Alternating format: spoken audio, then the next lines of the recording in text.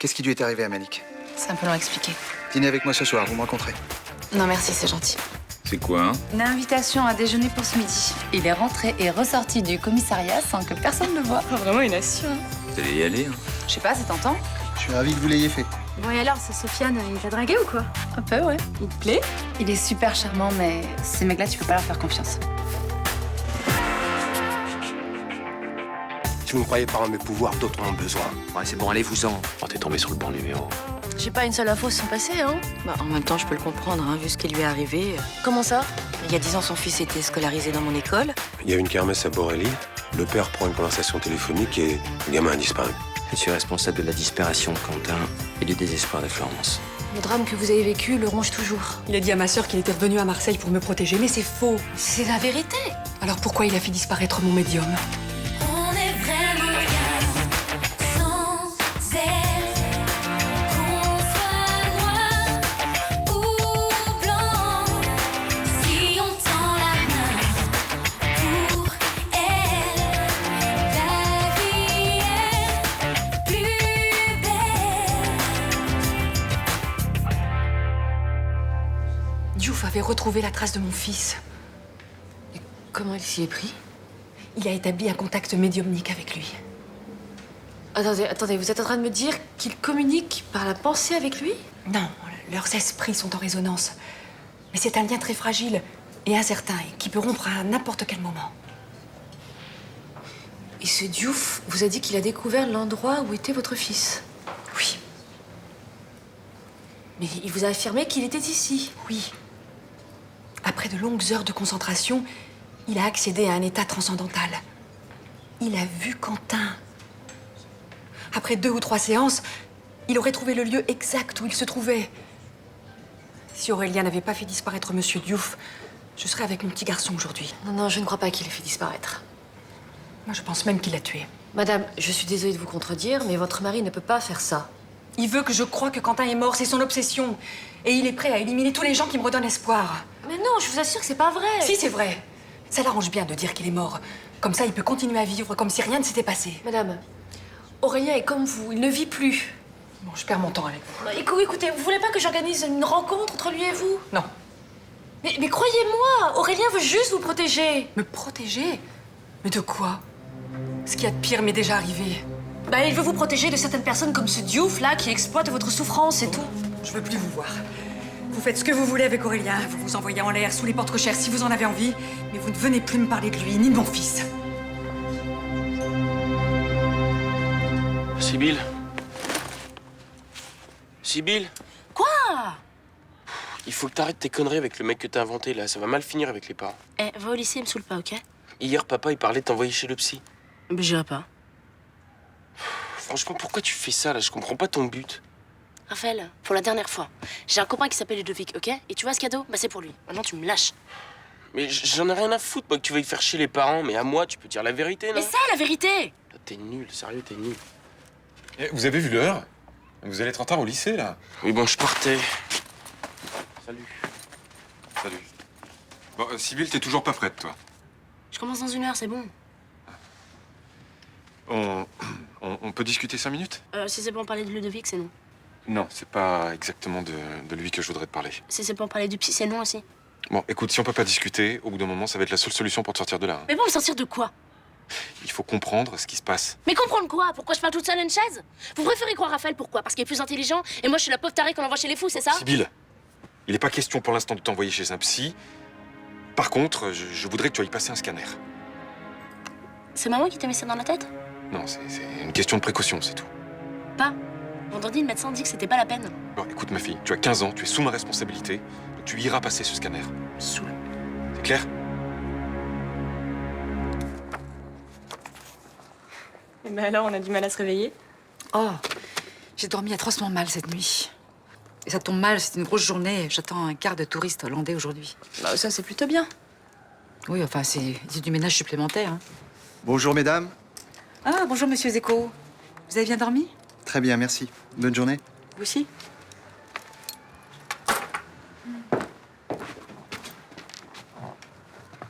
Vous devriez peut-être aller prendre un petit café au Mistral. Vous allez vous endormir sur votre registre, là.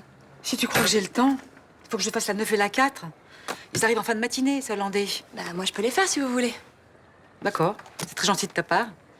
Tu trouveras du linge propre dans la corbeille sur le palier. D'accord. Merci de ton obligeance.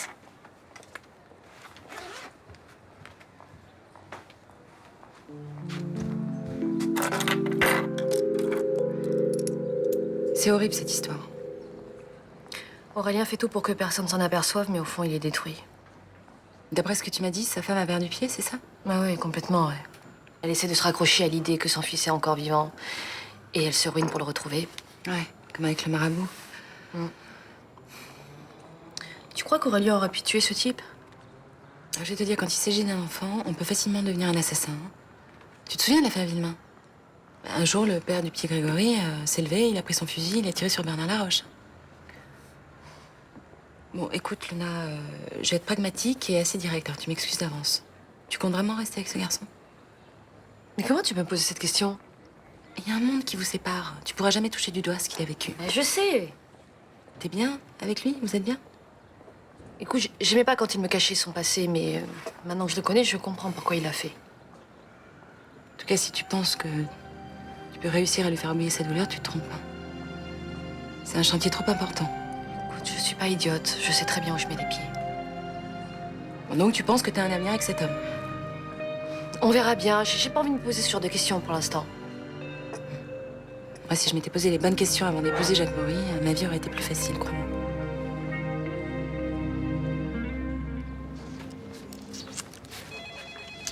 Et la voiture de Léo? 21 312 km. Pourquoi elle n'a pas été révisée, celle-là?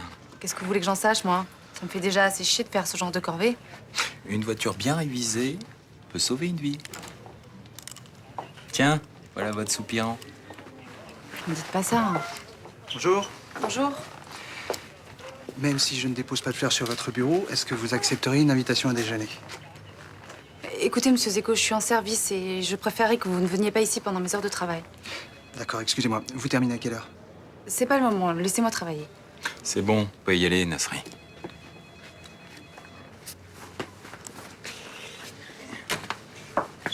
Circulez. Je viens de me souvenir, j'ai une plainte à déposer. Ouais. Alors là, vous voyez, c'est l'entrée du commissariat. Derrière, les personnes comme vous vont en prison et les personnes comme moi les interrogent. C'est à l'école de police qu'on vous apprend des discours aussi simplistes? Non, c'est ma nature profonde. Vous ramenez plus ici. Si je vous vois franchir cette porte, je m'occupe de votre cas, c'est clair? Très. Le moindre faux pas, et je me ferai un plaisir de vous renvoyer au trou. Alors maintenant, circulez.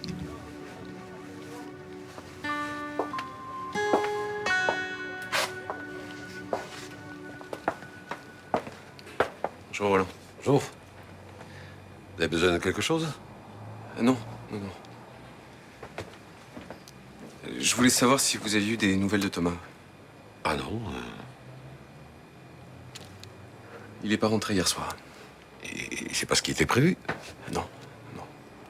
Ah. Bah, il a dû décider de passer la nuit à l'hôpital avec la mère de Nicolas, à Montpellier, non? Non, j'ai appelé Martine, elle a pas vu Thomas depuis hier. Ah, je sais pas quoi vous dire, hein. Thomas est perturbé en ce moment. Vous l'avez remarqué? Ah, il a une humeur de chienne, hein. Il envoie bouler tout le monde. Même Johanna qui s'est pris une abonnée la semaine dernière. Il vous a pas dit ce qu'elle est pas? Ah non. Bah, il y a sûrement une explication à tout ça. Il vous dira à son retour, hein. J'espère, oui.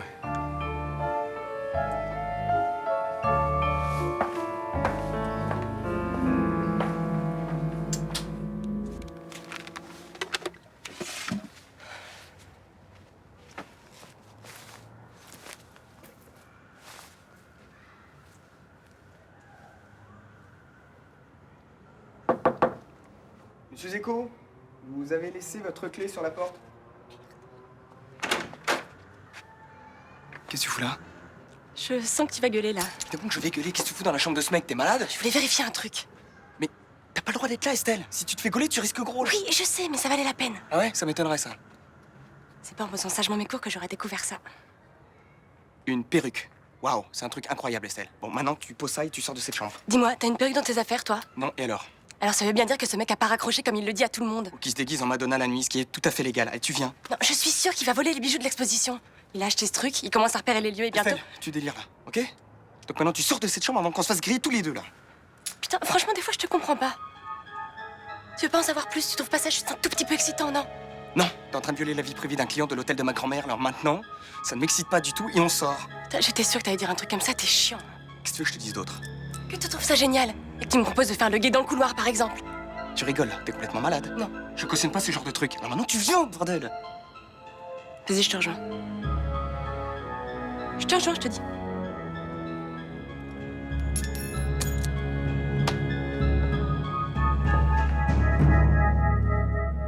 Venez, madame. Bonjour. Asseyez-vous. Vous venez pourquoi? Je suis venue pour vous signaler la disparition de Monsieur Serge Diouf. Nous sommes déjà au courant, c'est moi qui m'occupe de l'affaire. Vous ne savez pas tout.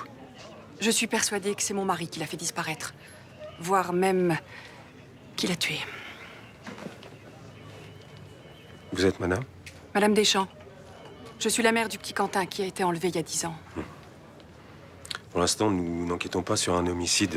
On n'a pas retrouvé de corps. Personnellement, je pense que Monsieur Diouf a simplement quitté la ville. C'est impossible. Il abandonne jamais ses clients. Vous savez, il avait déjà eu affaire à la justice. Je vous crois pas. Monsieur Diouf aide les gens comme moi. Il leur redonne l'espoir. Mon fils est vivant. Il sait où il se trouve. Mais dans ce cas, quel intérêt votre mari avait de le faire disparaître? Il veut que Quentin soit mort. Comme ça, il peut pas se reprocher d'avoir abandonné les recherches. Je peux pas arrêter votre mari sur des suppositions, madame. Interrogez-le. Vérifiez son emploi du temps. Je suis désolé, je suis pas en mesure de faire ce que vous me demandez. S'il vous plaît. C'est l'anniversaire de Quentin aujourd'hui. Il a 15 ans. Si Monsieur Diouf n'avait pas disparu, j'aurais pu souffler ses bougies avec lui. Ouais.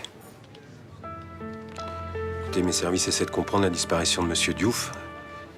Quand j'aurai des nouvelles, je vous en donnerai. Si je vous apporte des preuves, vous arrêterez Aurélien? Si ces preuves sont exploitables, le procureur me demandera de le mettre en garde à vue. Je vous en amènerai.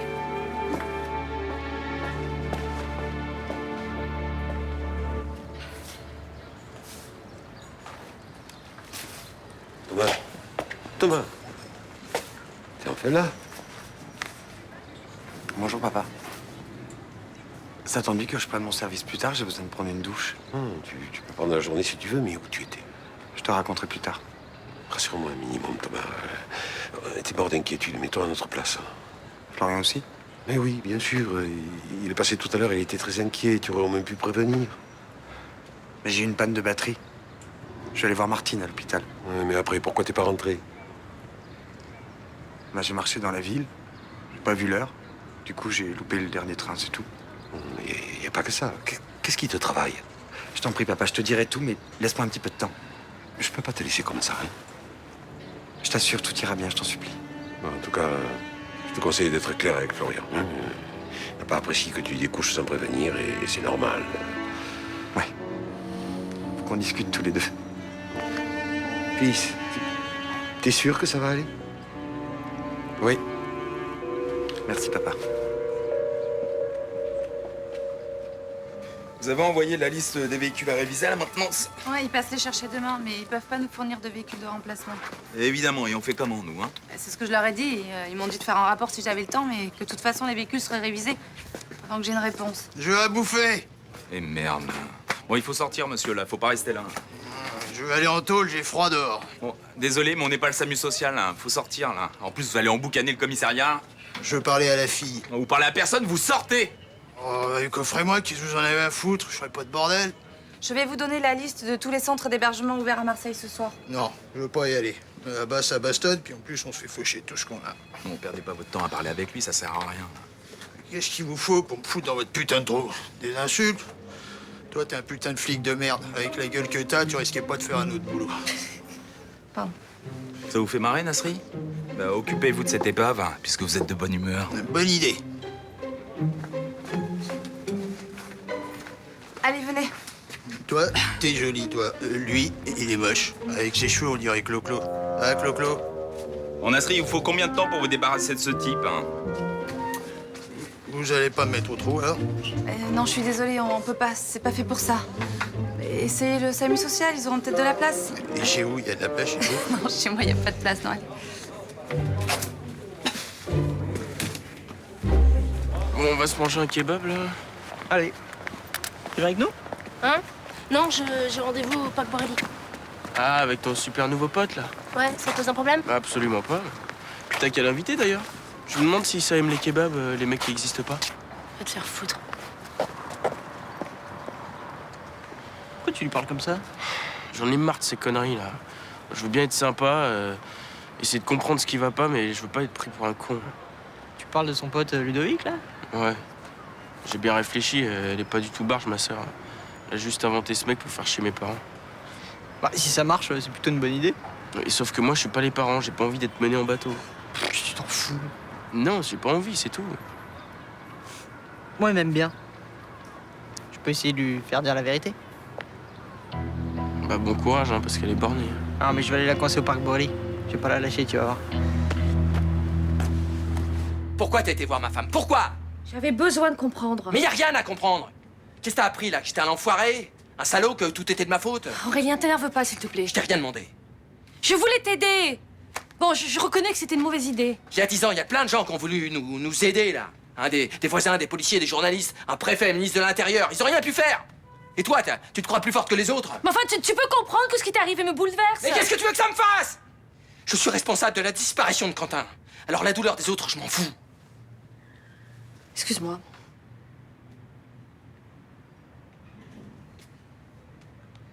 Comment tu l'as trouvé psychologiquement?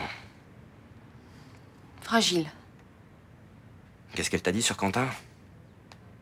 Qu'il était toujours vivant. Ouais, forcément. C'est ce connard de marabout lui avait pas mis dans le crâne qu'il était capable de retrouver sa trace. Elle pense aussi que t'es responsable de la disparition de ce type. Évidemment, évidemment. Je lui ai piqué 5 000 euros. 5 000 euros. Allô? Ouais.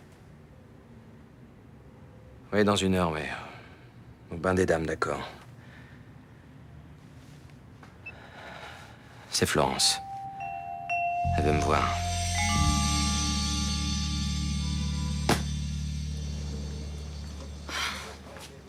Et vous êtes toujours là, vous? Mettez-moi au chaud juste une nuit.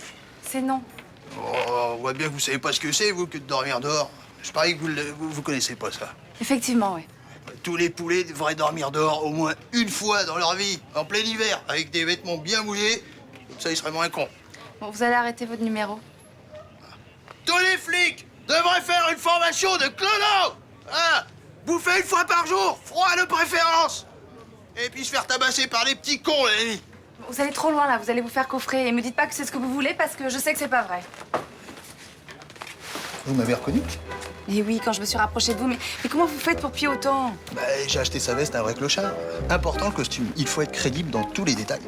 Si Bauer vous avait reconnu, vous auriez eu des problèmes. Oui, mais il m'a pas reconnu. Oui, mais si vous continuez à venir sur mon lieu de travail, c'est moi qui vais finir par avoir des ennuis. Vous accepteriez une invitation à dîner? Non. Bon, à déjeuner alors. C'est non. Une grande histoire d'amour, je suis très doué pour ça. Allez, vous laver. Bon, bah, embrassez-moi et je pars. Non, mais c'est pas vrai. Bon, bah je hurle alors. Blanca! Bon, d'accord, d'accord. Ok, je vais vous embrasser. Bon, et maintenant, vous me promettez que vous revenez plus ici, hein? Non.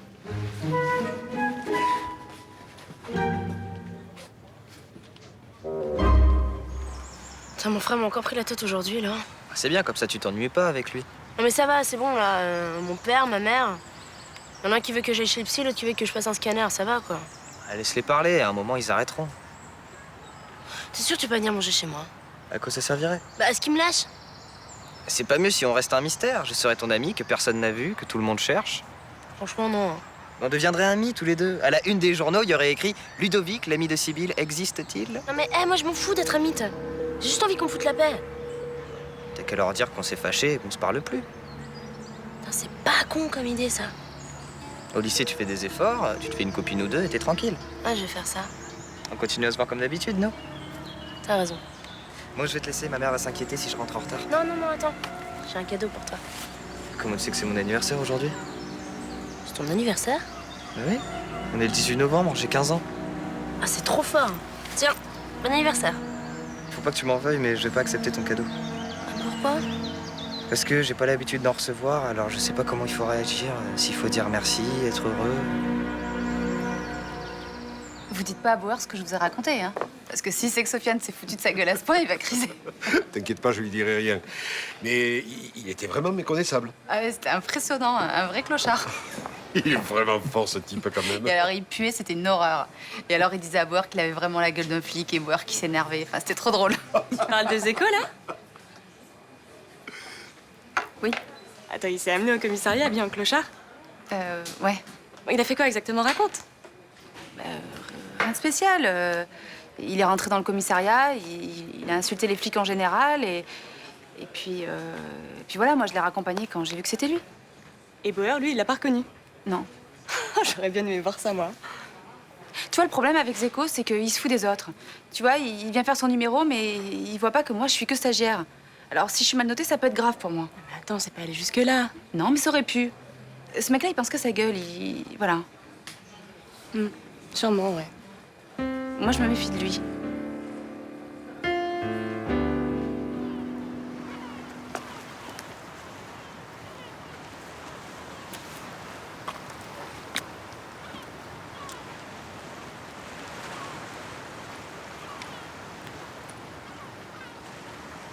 Bonsoir. Je te préviens. Je t'ai pas appelé pour qu'on se réconcilie comme ta nouvelle conquête me l'a demandé. J'ai dit qu'elle avait eu tort de venir te voir. Pour qui elle se prend? C'est pas de sa faute. Elle sait pas ce qui s'est passé. Non, je suis pas là pour parler de ça. Ça me fait plaisir de te revoir. Qu'est-ce qui s'est passé avec Monsieur Diouf? Il avait réussi à entrer en contact avec Quentin. Il allait lui dire où il se trouvait. Florence, tu sais très bien que c'est impossible. Je t'interdis de dire ça. Mais Diouf a abusé de toi. Réfléchis. Ça t'a pas suffi de gâcher ma vie.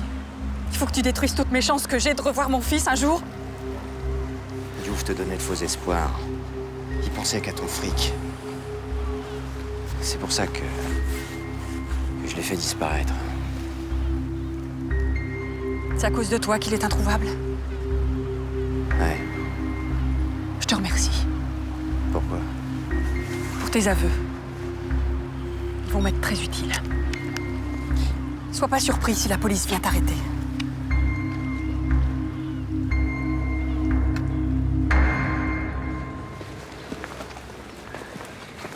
Non, on peut rien faire. Il est toujours avec l'autre Gus, là. Ah, ça bouge. On va pouvoir y aller. Il nous aura bien emmerdé, ce petit con.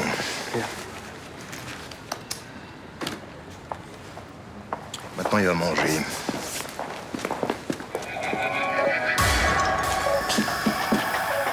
Changement de programme. Je crois que j'ai une piste pour Thomas Lenoir. Là. Il va regretter d'être né, t'as ma parole.